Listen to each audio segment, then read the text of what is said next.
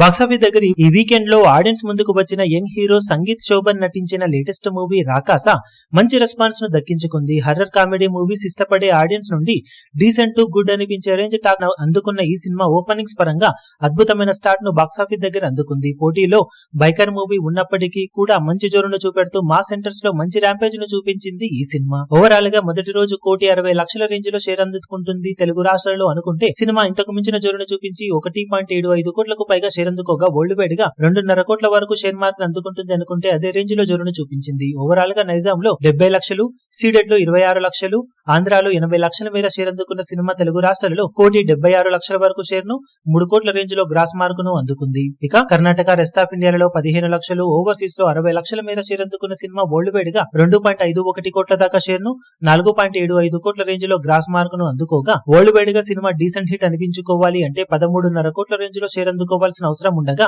మొదటి రోజు మంచి ఓపెనింగ్స్ అందుకున్న తర్వాత మరో 11 కోట్ల లోపు షేర్ ను సినిమా సాధించాల్సిన అవసరం ఎంతైనా ఉంది. 2-3 రోజుల్లో వీకెండ్ అడ్వాంటేజ్ తో సినిమా బాక్సాఫీస్ దగ్గర మంచి ట్రెండ్ ను చూపించే అవకాశం ఎంతైనా ఉంది. మరి బాక్సాఫీస్ దగ్గర మిగిలిన రన్ లో సినిమా ఎంతవరకు కలెక్షన్లను కొనసాగించి బ్రేక్ ఈవెన్ మార్క్ ను అందుకోగలుగుతుందో చూడాలి. ఈ వీడియో మీకు నచ్చినట్లయితే లైక్ చేయండి, షేర్ చేయండి, ఛానల్ ను సబ్స్క్రైబ్ చేయడం మాత్రం మరవకండి. ఏ చిన్న అప్డేట్ ను మిస్ అవ్వకూడదు అనుకుంటే బెల్ ఐకాన్ ను ప్రెస్ చేయండి.